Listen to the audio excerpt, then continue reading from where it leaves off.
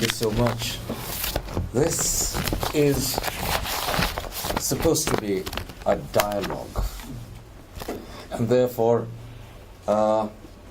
instead of a one-way transmission, I think we should all get together, look at the issues that she has very clearly brought out, offer our opinions, possibly interrogate some of the things that she has stated, and also, very significantly, look at a kind of a structural parallelism that we notice between our own country, India, and Poland, as we are, as things seem to be emerging sociopolitically in this country, and also look at a very interesting aspect that she spoke about during the course of her presentation, and that is to look at Patna, Bihar in relationship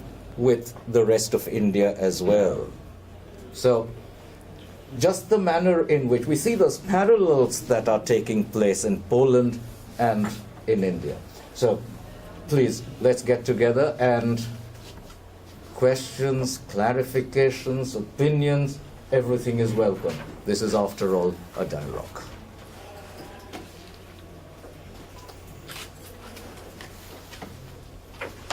Please.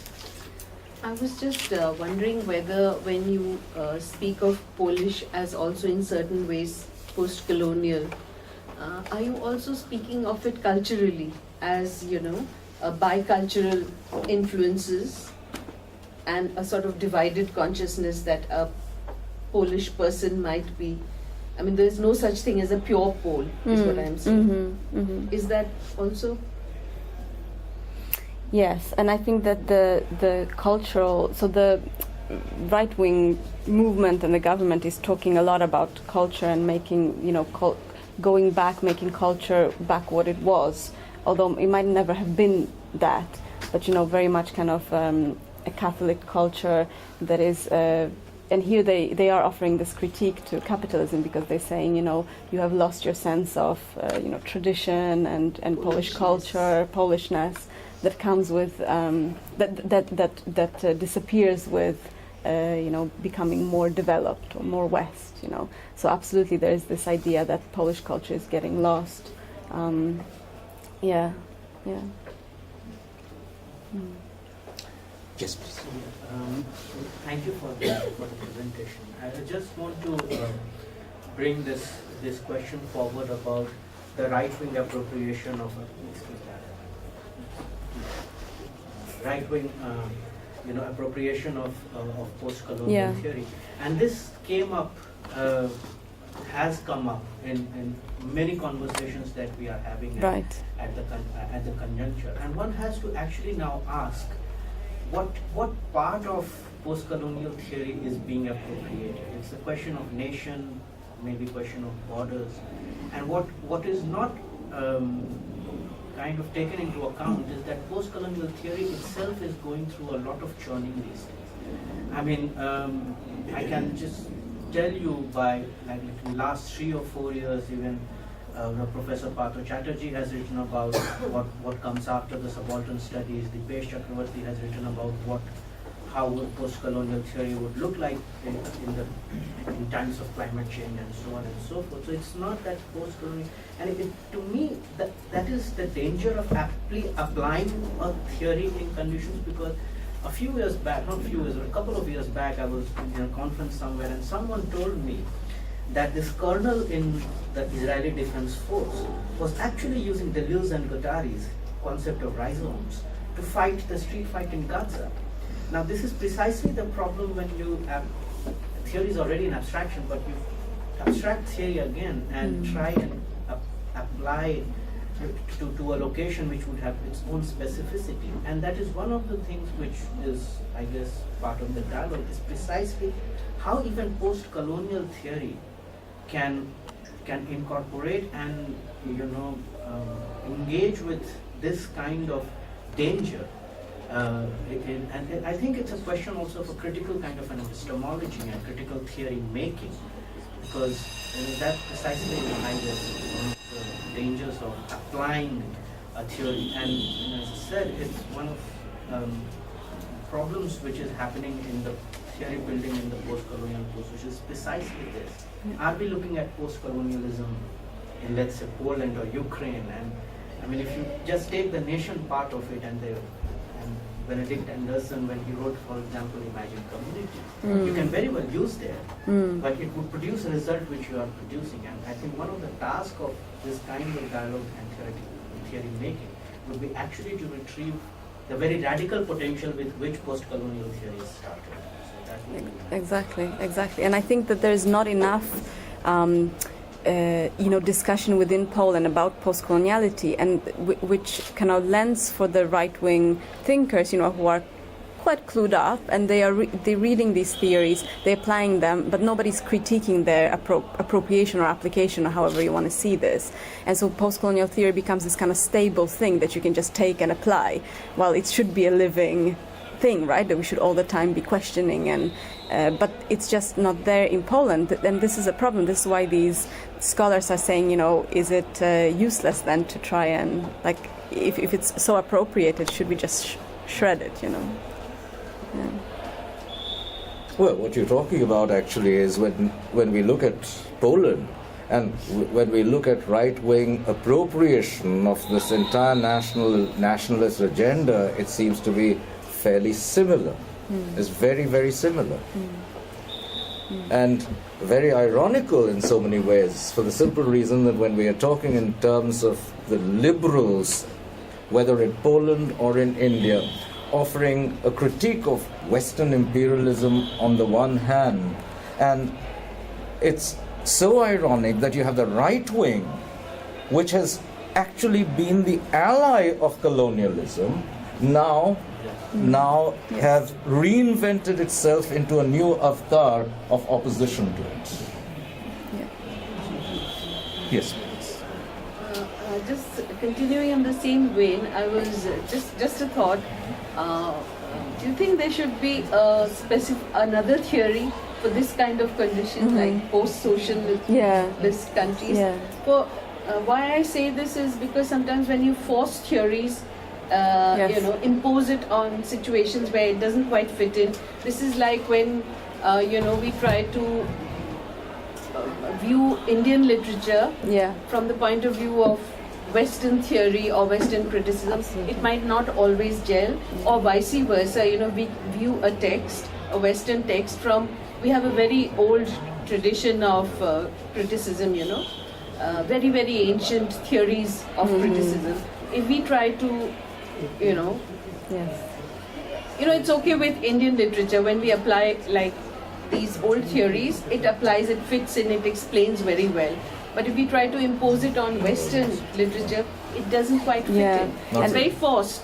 Yeah, and this is such a crucial point, and I actually don't have an answer to this because I'm wondering exactly the same thing. And Madina Tolstanova has talked about this, the risk of kind of universalizing and these traveling theories that are made in a specific context and in relation to often, British imperialism towards countries it colonized, and then how do we apply it, and with all the risks that you correctly identified. She talks about actually post-dependence, so she has kind of used that term, and I have used it in some of my papers, thinking that maybe it's better. So Tolstanova speaks about post-dependence as a kind of way of thinking post-colonially about that region that stems more from the region. But I am also wary of, the kind of collective that we were speaking about. Like when there are too many, different kind of diluted theories, are we then able to build something kind of common in terms of, resistance to something? And maybe we could build something from these countries like India and Poland, and maybe post-colonial theory could be linking that. But if we have all sorts of different names for theories, I don't know. Yes, Yes, question this side. yes, please. Please, next. Question. How this process of otherization was being done What was the response of the Polish people about this whole process of peace? And last, this whole process of being more exclusion nature of Jewish, Muslims and all. Do you think it is still a part of that process of identity formation of Polish which they seek to identify themselves with the right-wing Europe?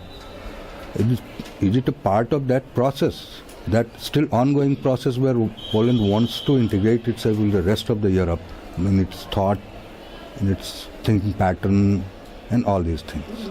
So is the second question that the activities against Muslims, if that's part of the process? That's part of the larger process, being more loyal than the king syndrome, that I am also being part of that. Is that process still going on? And is it part of the whole process of identity process which Poland was seeking? And the second great citizen in Europe, second great category in Europe. Okay. Overcoming that. Yeah. Okay, I'll try to.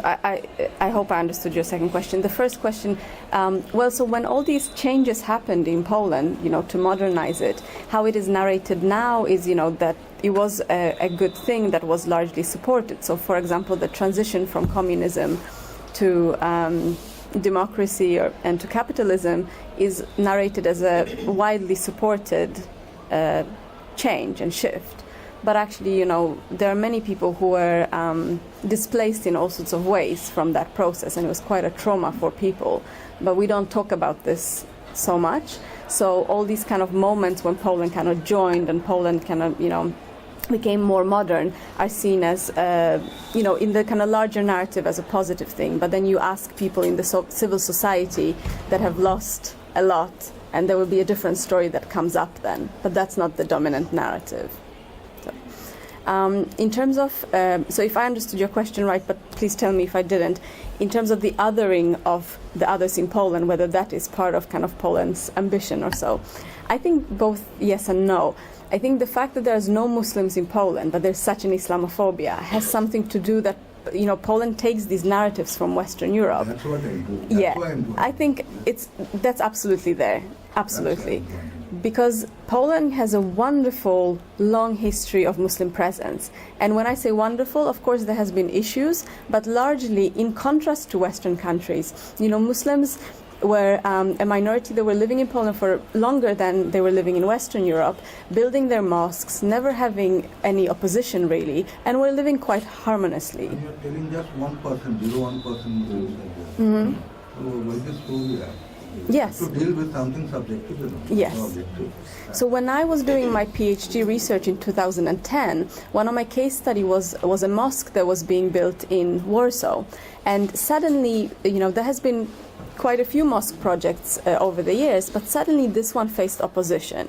And that kind of unleashed something, and all these arguments that we hear in England and maybe even more in France and countries like that about, Islamization of the space, that started, being evoked in Poland, very much by people who have these European links. Yeah. So these are these kind of groups who collaborate a lot with kind of activists in France, activists in Scandinavia, and you can see how they meet, and they, physically they meet, but also very much on the internet. So absolutely. But now also, resisting Islamization of Poland is also used by the right wing in terms of kind of protecting our Poland, right? Yeah. So being part of this kind of idea that this is pollution to the secularism and Islam, or polluting the Christian. Dealing with the larger narrative, European narrative. Yes, absolutely, yeah. Yes. In your chronology, 1795, in your presentation, you made a passing reference to 14th century.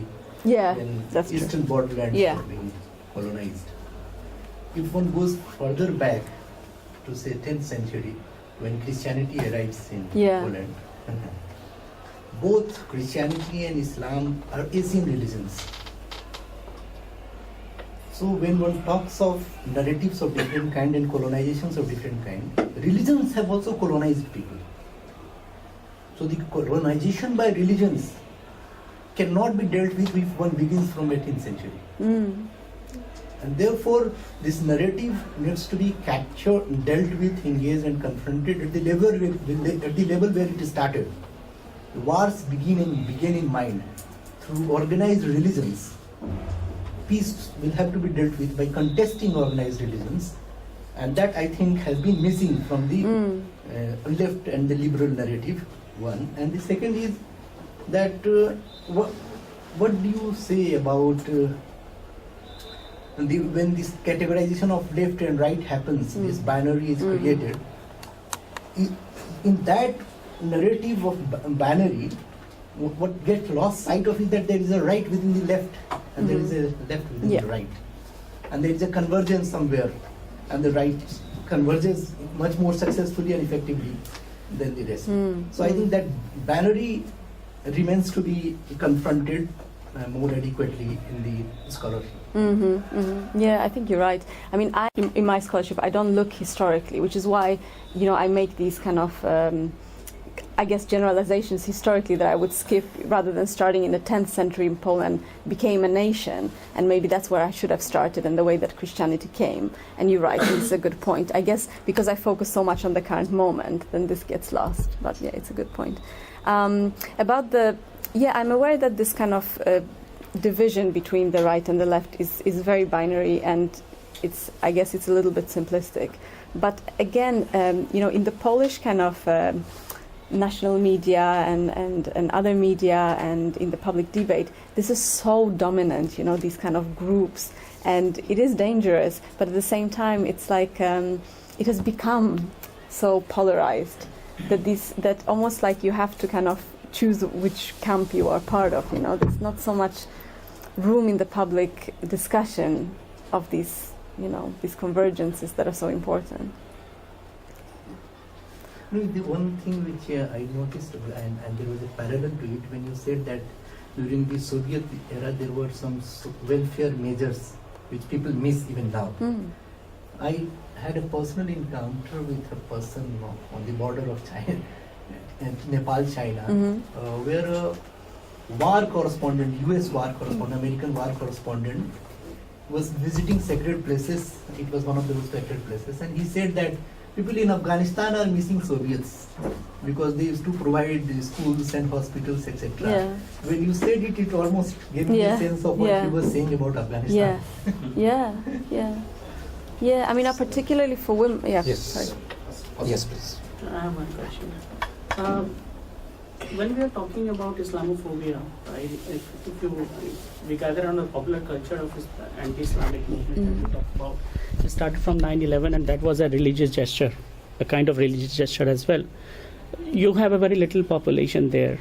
Am I wrong if I say that Islamophobia starts in a society where they have their own identity crisis?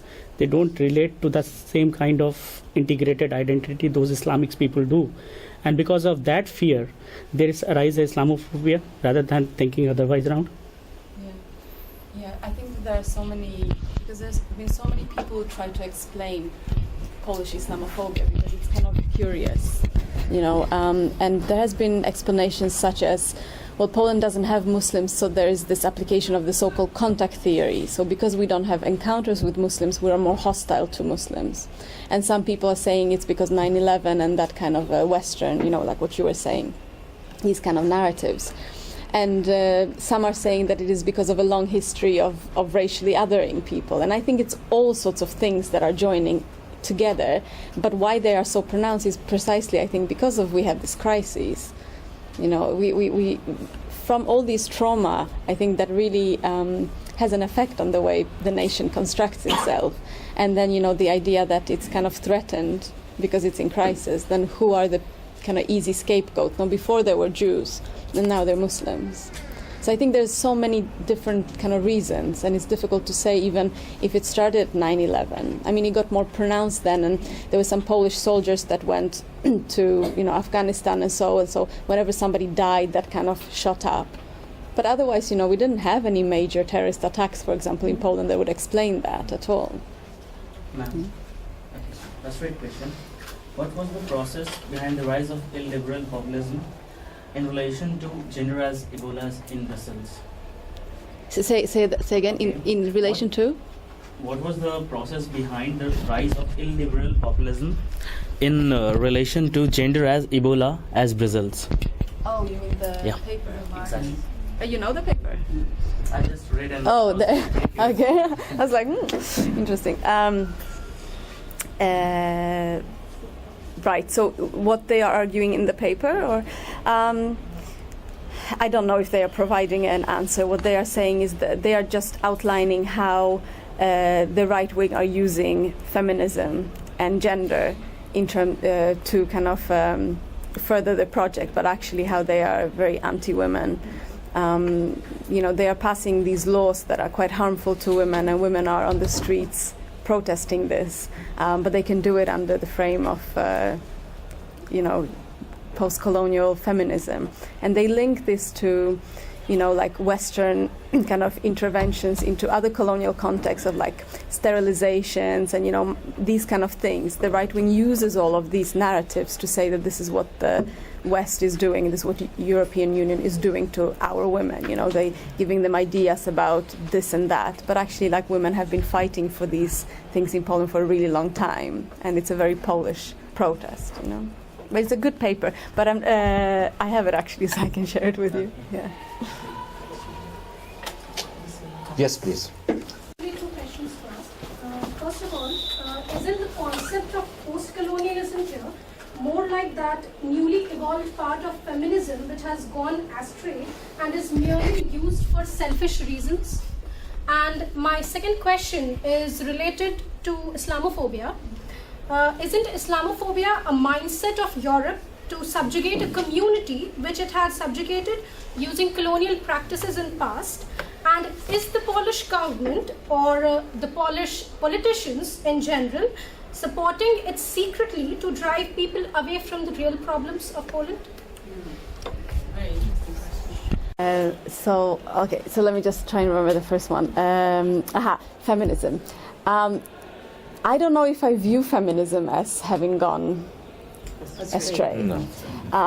I think that there is definitely a part of feminism, that is quite comfortable with like a neoliberal feminist idea. But I think that there's a lot of other things happening within feminism. So I don't think we can dismiss feminism just like that because it has that neoliberal kind of element. So hold on. So how did you frame the first question? Sorry. The concept of post-colonialism. Oh, if it's used okay. So I do think that there is something to say about post-colonialism, decoloniality being kind of thrown around at different conferences and among academics almost as like a thing to say. So I definitely think there's a risk there, but that doesn't mean that the theory or these kind of insights are not valid for people who actually are keen to engage with them properly. But definitely there's this talk, that you can just throw in, like these right-wingers say that they are like feminists or whatever, they're not, right? So, of course. The second, right. So about Islamophobia in Poland. So the way that Muslims are presented in Poland now, especially we see this with the refugee crisis and this imagery that is coming out, that is very much harking back to the colonial imagery of Muslims that kind of, Western European countries that colonized this region produced. So if you look at, if you go to a Polish bookshop and you look at the books, there's a whole row of books and there's the same image, and there will be this woman often with wearing a niqab, and her eyes are shown. It's a very kind of erotic, kind of orientalizing, fetishizing way, and it's always going to be about something about her being saved or her being liberated. It's the same narrative. So it's very much that these kind of Islamophobic discourses are very much harking back. So it's absolutely. Islamophobia is not simply Islamophobia. It is, yes, at some point of time, it is a danger as well in terms of culture, because it does exist somewhere down the line. When the whole world is talking about it, is just a phobia, or does it exist somewhere actually?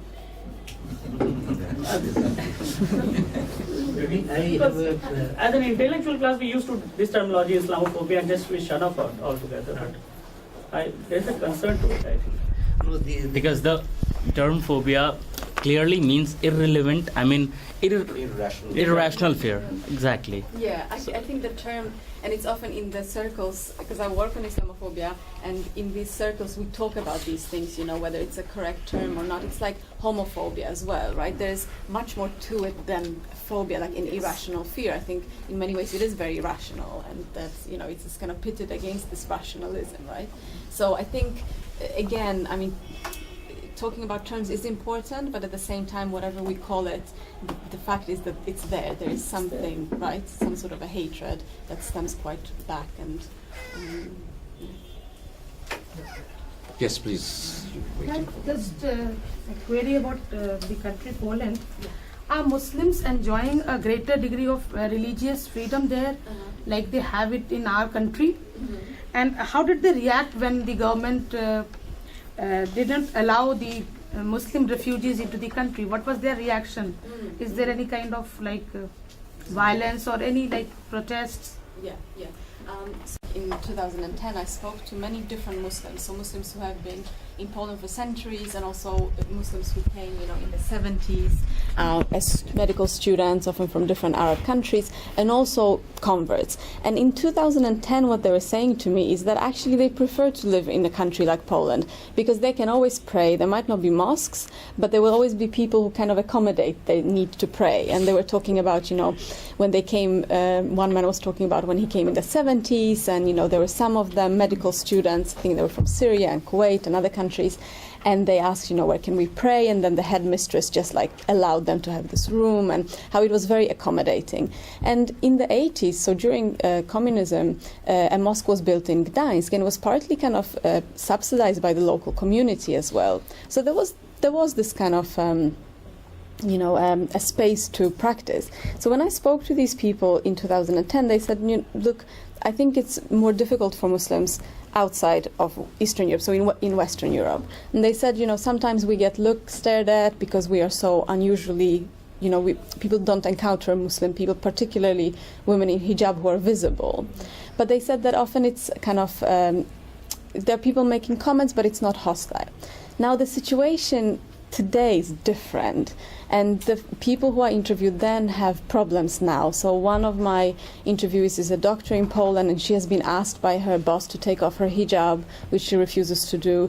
Her child, is the only Muslim child in the school, and he has problems as well with being Muslim. And the mosques are being vandalized a lot. So in this short period of time since I was doing my fieldwork, a lot has changed, actually. Ma'am, I have a question. I was just thinking that India has a history of colonialism for a long period, whereas Poland has a history of colonial subjugation, we can say, to use the word colonial. So is this term Islamophobia is being used just to rally around the people behind the governmental programs and policies? Which term? You mean post-colonialism? Yes, Islamophobia. Islamophobia? Yes. Just a point to bring everybody together, because we have no other, just don't feel offended, we have a rich cultural heritage whereby we could bring people together in the name of language or cultural ethos and all that. But since Poland is, I will not say lacking, but probably this is the reason that they're using it as a rallying point to bring everybody together. You mean this hatred to yes, Muslims? Yes. What do you say? Well, I think that it's definitely something that pulls people together behind this kind of common Polish identity that they're trying to put forward. Yes, I think that is absolutely correct. That's how I understand it, at least. Because but is the fear perceptible? Sorry? Is the fear and danger is perceptible, or is just imaginative? Imagine, you can say, yes. Imaginative. Yeah, but when something is imagined, it's kind of... right? It becomes real. Also, this rigorous separation of Protestants and Catholics, Shias and Sunnis, unless that is also engaged with, one will not be able to capture, because the way, then again it creates another kind of gross generalization about Muslims or Christians. And another is, while in your presentation you mentioned right-wing religious and cultural tendencies, the economic content was missing. Is it the case? I don't know whether that, as far as economic content is concerned, the opposition in Poland is the mirror image of the ruling party. Absolutely. If that is the case, then even the opposition is a right wing from the economic content point of view. Yeah, I mean, in Poland, I don't know too much about this, so my answer might be limited. But in Poland, the right-wing party is much more, much kind of less right-wing than the Liberal Party in terms of economic policies, right? So they are doing much more kind of socially oriented policies, which they're doing it, of populist reasons also. But I think it's important to notice that they do actually, like, for example, they introduced this. It's called, I don't know what it's called exactly, but it's every family that has more than one child gets quite a large amount for each child per month. So it's to help kind of poor families and to help them to kind of fuel economy with their spending. And so this has been really critiqued. And there are some valid criticism towards that. Like, for example, it encourages women to have more children and not go to work, etc. But at the same time, for many poor families, this is quite a help, in the rural parts. And now they're talking about, for example, the pension scheme, and that they want everybody to have the same pension. And this is also critique from the liberals, saying that this is ridiculous and things like that. So, yeah. Yes, I have a very small question. Rather, I would like to elaborate you on this point. You talked about this Polish Catholic group who are authoring this post-colonial identity. I would like to know some details about their social location, the leadership comes from which class, then the threat perception. What sort of threat perception they are experiencing, the different classes, in terms of economic division. And the aspects of discrimination is always there in terms of identity formation. So is there any aspects of discrimination, this dialogue of discrimination is being propounded by this group? So what was the last part? Aspects of discrimination. Yeah. By the right way. Right. What they're propounding. Like the Islamophobia threat or not, the anti-Semitic identity. So is there any discrimination aspect they are experiencing, these Polish Catholic people? Oh, okay. So discrimination towards them. Yeah. Right. Okay. In terms of who the right wing are, I don't know exactly, meaning I haven't mapped them very well. I more have mapped because I worked on Islamophobia in Poland, and so I marked the liberal opposition to Islamophobia much more. And these, I can tell you, these are very educated people who have international links, and they're able to have this very sophisticated way of speaking about Muslims that we can see among liberals in Western Europe. Now, these right-wing people, I mean, many of the rulers were involved in the kind of pro-democracy movement back in the day, and they haven't really kept much of their kind of solidarity spirit, in the way that they do the politics now.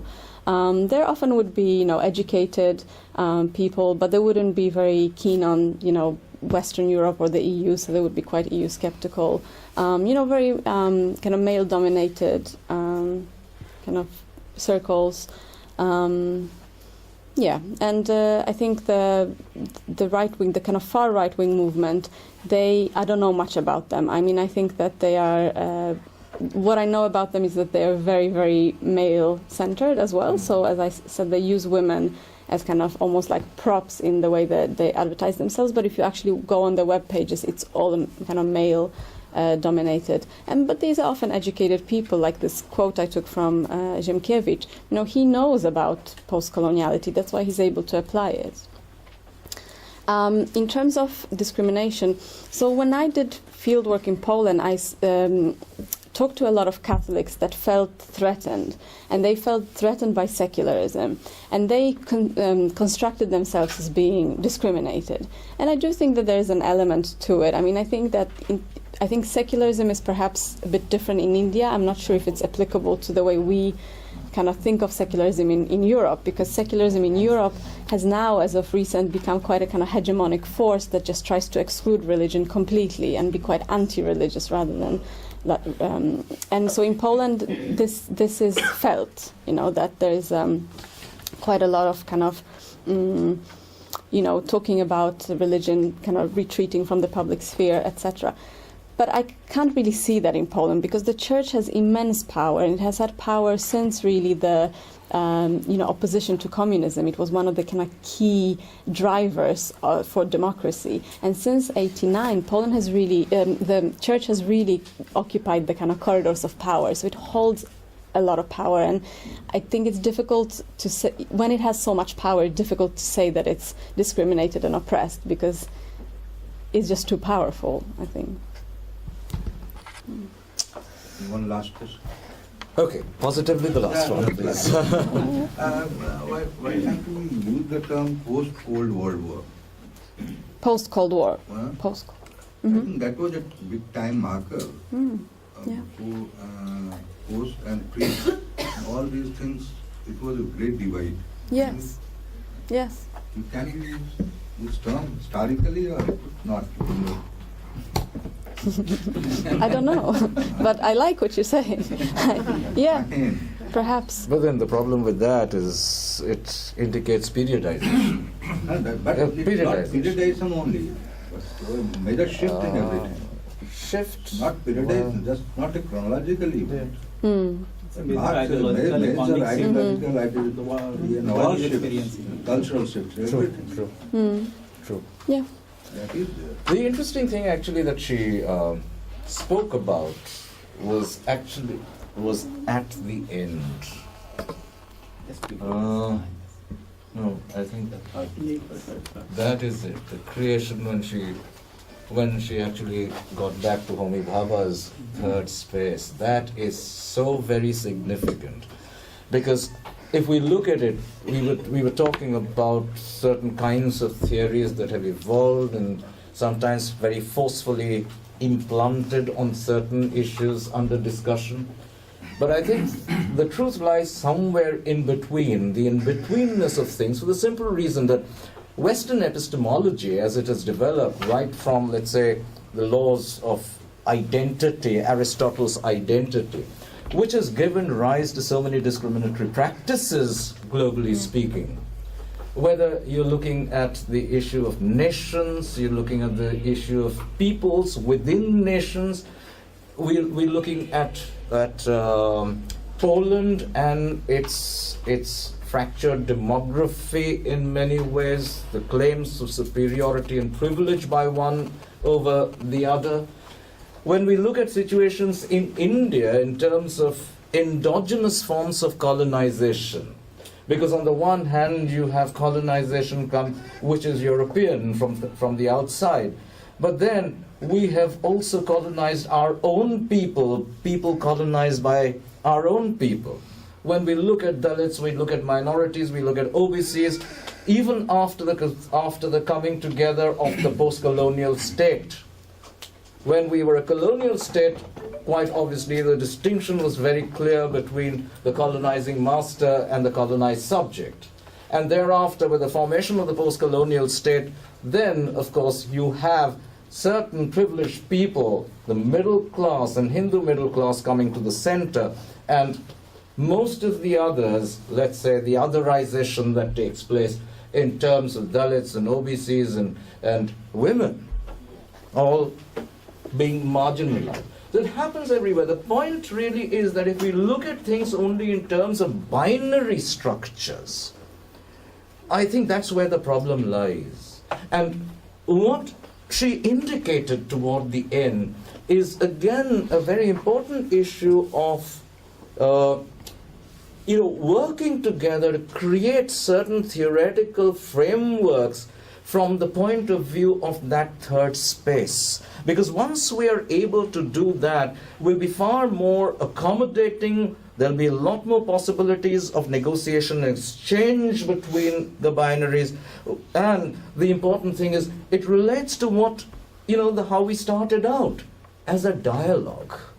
And the dialogue would necessarily imply that kind of an exchange, that kind of a negotiation between these two highly contested spaces.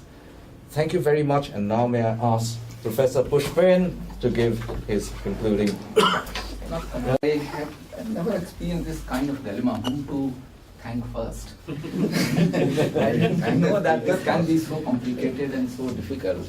to thank the speaker first, or who brought this idea of this dialogue between post-colonial and post-socialist. But since we have a guest from outside, so let me first thank Dr. Kasia for giving this wonderful speech. And so many similar terms which we hear every day in our country. And where we live with this paradox that we have embraced, and those who are this far right, those who have embraced actually this liberalization and globalization and this Western model of liberal democracy, and at the same time you always hear about all the illiberal ideas about this nationalism, appeasement of the minority, all these things on a day-to-day basis. So it's so similar what you were talking about Poland and what we experience in our own country. And that's why I also want to thank my colleague Mithilesh, because it's Mithlesh's idea to start this dialogue between post-colonial and post-socialist, and the entire network is done by him. So thank you, Mithilesh, and thank you, Dr. Kasia. Okay.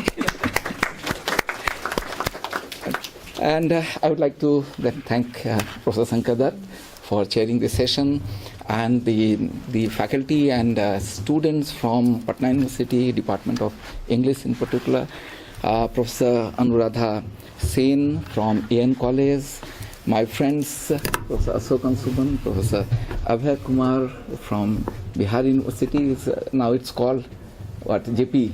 Mine is JP University. JP University, okay. Achha, yours is JP University, and Professor Ashokan Suban from Bihar University. Vinodji, who has been a constant support, DPS teachers, and my own colleagues from TISS, particularly from our Sivan Field Action Project. We have Vivek here. So thank you to everyone for coming to this lecture. And this is just a beginning. This is the first lecture in this seminar series. So we hope to continue this in future, and much depends on Mithilesh. Thank you very much. And we have tea in the cafeteria.